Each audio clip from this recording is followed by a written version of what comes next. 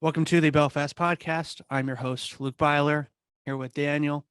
And I know we've been MIA for a minute for good reason.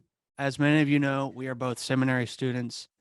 One of us is married, and we just have a lot of stuff going on. And I started studying Hebrew this semester, so that's been taking up a whole lot of my time, plus working my current retail job. It's been too much, honestly. And thank God that, seriously, and I don't mean that in any facetious way, thank God that I have an opportunity to transition to a job at the school I'm going to, doing a work study position that's going to be way more conducive to me putting more time into the podcast, putting more time into my own studies, and just really putting my life, putting all the things I do day to day in my life on a similar track. I think it'll come with a lot less stress, and God has been good, for real, and opening up those doors for me. So all that is to say, we've been gone for a while, and we know that. We wanted to make an announcement, at least in some sense, but also give you some reasons why. So those are my main reasons why. I know Daniel's had a lot of stuff going on this semester. Midterms, papers, all the things that will happen when you're in school. And so we finished our series on typology, which I thought was one of the most helpful series, and we will be revisiting that topic a lot.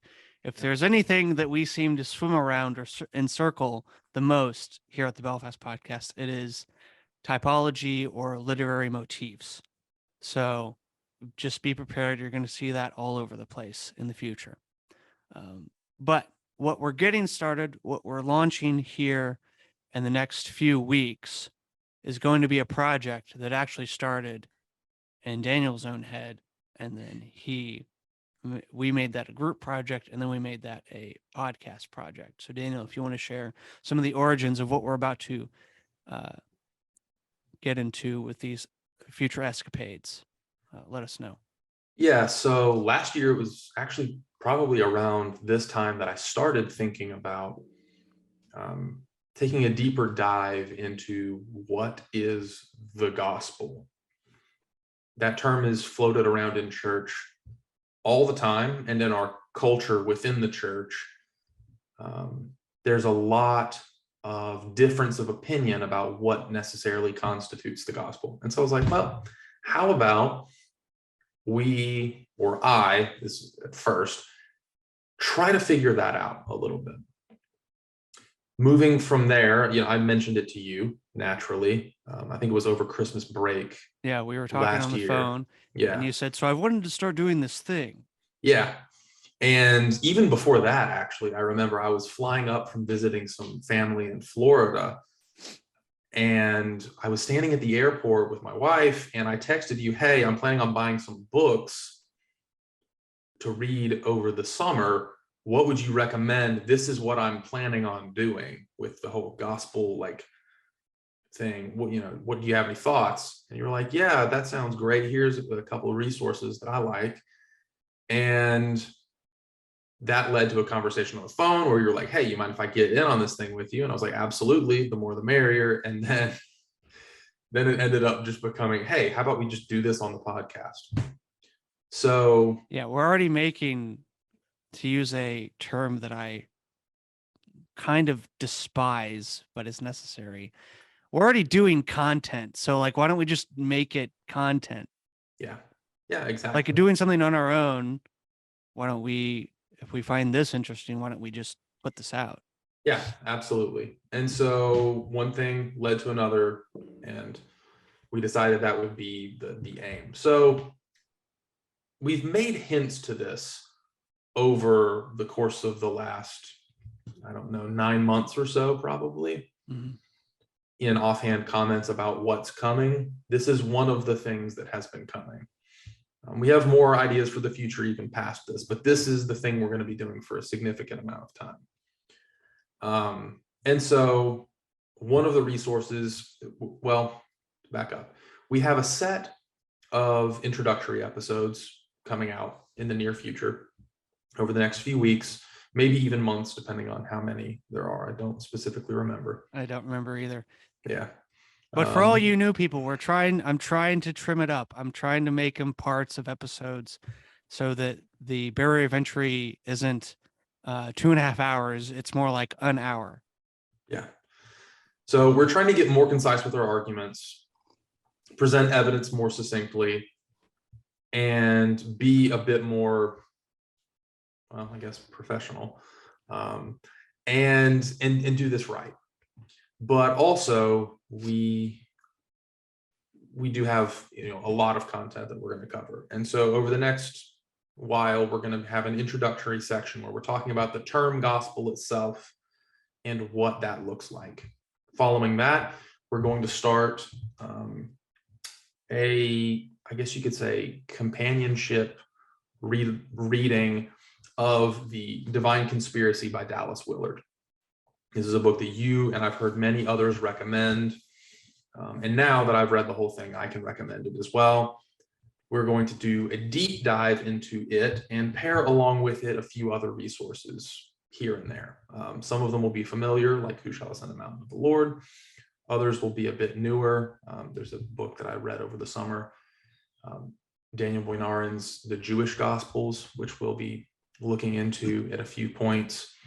And then after we've finally made it out of The Divine Conspiracy, we'll be transitioning into a few other books on a similar topic. So Luke, I don't know if you want to talk about those. Yeah, and we're really getting back to the roots of the Belfast podcast here, making it a book study, but we're trying to figure out how to fuse the book study for weeks, or what will probably be at least a month, if not two, the Divine Conspiracy as our central text, and then letting that branch us off into other topics, into things that are related to stuff he talks about in the chapter, using some other resources to confirm what he is saying, so that it's not just Dallas Willard's argument, but it's Dallas Willard that illuminates this reality that then we use all these other things to point at. So with that, think of the whatever book we're going through as the central text to study, but that is not the only place we're going to be. We're going to try and look at it from a bunch of different angles. But we'll move on from the Divine Conspiracy. We'll go into N.T. Wright's book, How God Became King. Again, talking about the gospel, talking about frames for the gospel. What does Jesus' death mean? What does it accomplish? What do the gospels themselves testify to? How do they portray Jesus? All these things are within this book here. From that one, we will move on to a very, very short book, but I think a very helpful book along the same lines by Scott McKnight, called The King Jesus Gospel. That talks more about our church culture, as you mentioned some in the beginning of your thoughts of this project, about how we talk about and use the gospel as a term, or as what Willard would call gospels of sin management. I think is one of the biggest things we've hit on and have kept hitting on. And again, we will reference things outside of these books. A big book for at least the introductory episodes was a book I read during the summer, Leslie Newbegin's The Gospel in a Pluralist Society, which I would highly recommend for everyone to read. It is a fantastic book. And so that's those three central texts, Divine Conspiracy, How God Became King, and the King Jesus Gospel, are going to be the books we go through for this project as we attempt to answer the question, what is the gospel? What does it mean, especially in our contemporary culture, when we talk about the gospel, when we share the gospel? What does it mean for, as Wright says in his book, for the gospel to be good news, why is it news and what makes it good. um, so yeah, that's really the mission here, is to help us understand, to take something that we throw around a lot without really thinking about, and really try and grasp it and help us understand it better. And the gospel, everyone talks about, we are a gospel centered church. We are, a gospel centered, the gospel coalition, right? It's one of those it's become a very Christianese thing. I preached the gospel. I shared the gospel. Well, what do you mean when you say that? And if you're versed enough in theological traditions or theological movements now, you will know that that means different things to different people, or different emphases for different people. And so, how do we navigate this? What does it mean? Is there a true gospel? Is there a gospel centered? Is there a center? And I would say yes, to the gospel. Um, all of these things are flying around this topic, and so our attempt is to help, as we ourselves try to figure this out, to share that with you guys. And you are more than welcome. Matter of fact, I would encourage, if you would like to buy the books. They're about maybe $10 a piece if you buy the paperback, maybe less if you get the Kindle versions. To buy them, to read along with us. I'll make it very clear in the description and the titles what the topic of discussion is, what the chapter is, what the main thrust is, kind of what we're getting at. There are things we'll hit on, as is the case. There are things that we will kind of have to leave to the wayside because it isn't pertinent to the specific discussion we're trying to have, but things that are nonetheless good to know.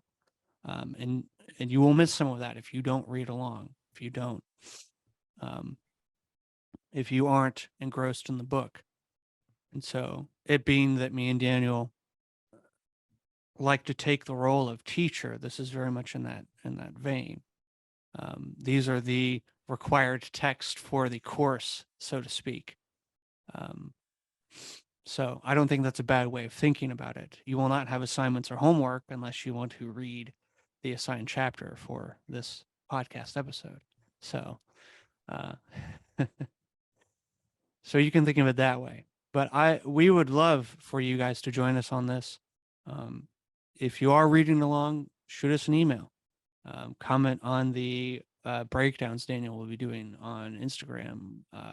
Let us know what you think, if in the comments, if something else stood out to you, if there's a specific quote from the chapter you think illuminates a similar idea that we didn't hit on, tell us that.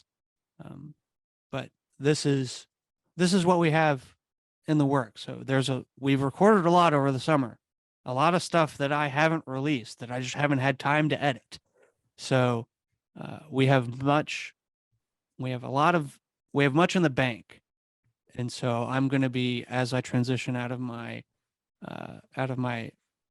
the job I'm currently in to my new position and something that's less hours, that'll give me more time, I am going to make a dedicated effort to working on a lot of the editing and getting things back on the weekly schedule that they were.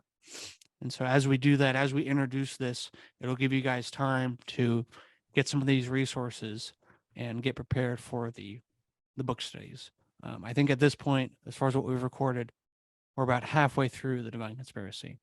So if that tells you anything about the pace we're going at, we started this June. And we started Divine Conspiracy about early July. Yeah, we started the gospel stuff June. Maybe in July we started actually reading through, and it is now October. We've had about a month where we haven't really done much, but like we're going about the pace you'd expect if you've been following us. So yeah. And do you have any other comments to add on that? I would just say I think it would be really, really fruitful to pick up the text. From what we've done in the Divine Conspiracy so far, I can say that we're not doing a holistic dive into the book. We're covering some of his big ideas and some of what we think is important. And Sometimes we're taking it in a slightly different direction because we think we fit in a different context than he did when he wrote the book, Dallas Willard. So getting the book, I think, would be very, very beneficial. You might see things that we leave out and find them to be interesting and want to learn about them more. If you do, like Luke said, leave us a comment, send us an email, let us know you'd like to hear what we think on this topic, and maybe at some point in the future we can come back and cover it. But I think it would be a dream come true if at the end of the book study of each of these books, we did a Q&A over yeah, things in the book that you guys thought were interesting, wanted some attention on, that maybe we didn't hit as much as you would have liked, or things we didn't even discuss that were mentioned in chapters. yeah, And so we welcome all of that. So absolutely. please interact. Well, and I'll say this too, just a plug to go pick up the book. There's a whole, I think, a whole half of chapter 5 that we haven't finished our recordings on chapter 5 yet, but there's a whole half of chapter 5 that we are not planning on covering at all. And it's specifically because I think you, as the audience member, need to actually read it, because it's one of the best parts of the book. And I don't think anything that we say could add to it without just having you read the book already. So I say that not just as a teaser, hey, here's what's to come, but also like, go pick up the book, please. There's a reason we're picking it. It's because it's fantastic. And we hope to do Willard justice in our transmission of it. We hope to do N.T. Wright and everyone else justice. We hope to do the Bible justice in what it is that we transmit from it. But as always, listening to us should help enrich your experience. It should not necessarily be a standalone thing, right? If you're listening to us talk about the Bible and you're not reading it, go read the Bible, please, and stop listening to me. Then after you've read the Bible, come back and listen, and we can have a good conversation. And the same thing with these books. Now, do you need to go pick up the book to understand what it is we're talking about? No, not at all. At least I hope not. But I do think that it can help enrich the conversations we've been having. And I think we do a good job of taking the meanings from the book and hopefully giving them to you in an enriching, practical, and life-giving way. Amen. Yeah. And as Daniel said, you don't have to read the books to go along with these episodes.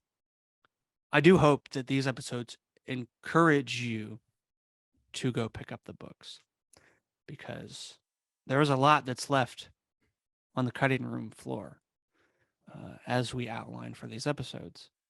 So there's only so many quotes we can read, and we read extensively. Yeah. So, and there's only so much time we have to go through them. Otherwise, we'd never get through it. So, all that being said, we hope that you guys will find this encouraging, intriguing, and we hope that you would join us on this journey of trying to answer the question of what is the gospel. Good.